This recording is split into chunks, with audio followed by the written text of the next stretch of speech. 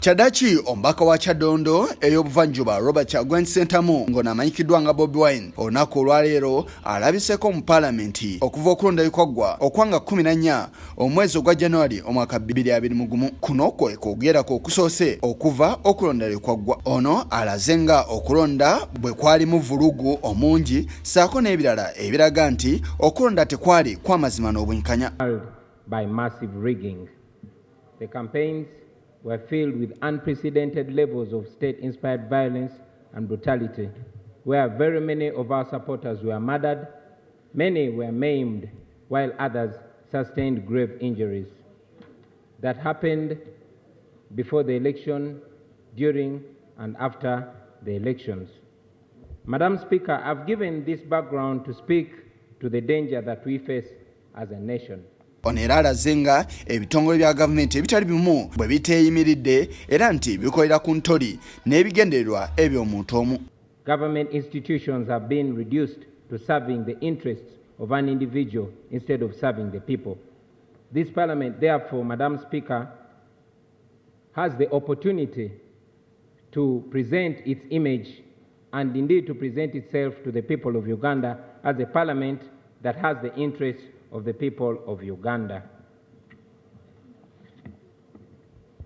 Madam Speaker, as we comfortably sit in this august house, I want to remind all of us that Ugandans are being abducted on a daily basis by security operatives in notorious vans called drones. Ono alaze ebintu ebyenjawulo abantu abawambirwa engeri gye bayisibwamu omuli okubajjamu enjala okubannyika mu mazzi n'ebintu ebirala. Ono era alaze nga ssemateeka wa nnyaffe Uganda bw'ataweereddwa mukisa kubeera nga addukanyizibwako eggwanga lino. Neto, who is our cameraman, and the NUP youth chairperson for Mosque Zone in Chibuli, Ewan Busonga Najib, were brutally abducted by heavily armed security men in plain clothes. The abductions were on camera, Madam Speaker. Those that have been lucky to come out alive, Madam Speaker, they have spoken of how they've been subjected to unspeakable torture and brutality while in detention. Some of our people have been castrated, Madam Speaker. Yes, they've been castrated. Others have had their eyes and fingernails plucked out. Asabye Palamenti okubaako kyekola ku bigenda mu maaso ku bannansi newankubadde nga President Museveni ayinza obutabikkirizaamu. Agasseeko okulaga nga Palamenti bw'erina omukisa okubaako kyekola era okulaga bannansi nga bwe balowoozaako era okuyimirira nabo mu kadde kano. Era ono alaze nga bwe batamanyi oba anaddamu okufuna omukisa okwogerako mu Palamenti. This Parliament to order for the immediate release of the abducted people and all political prisoners. Ugandans are demanding that the security forces return our people, dead or alive. And they are also demanding that civilians should stop being tried in military courts. And secondly, Madam Speaker, I know that General Museveni might ignore this resolution if it is passed in this Parliament, just like he has ignored very many resolutions of this Parliament in the past.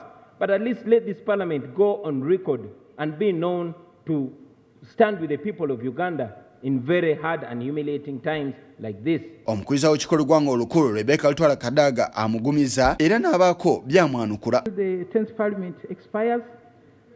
Concerning the other one, I have no idea. But the statement will be sent to the Committee on Human Rights, which is already investigating issues concerning the elections. Thank you very much. Robert Kyagulanyi Ssentamu bw'abuuziddwa oba waliwo ekirungi kyonna ekinaava mu kwogera kwe eri Palamenti ate nga terina kyesobola kukolawo era nakyakinnyonnyodde.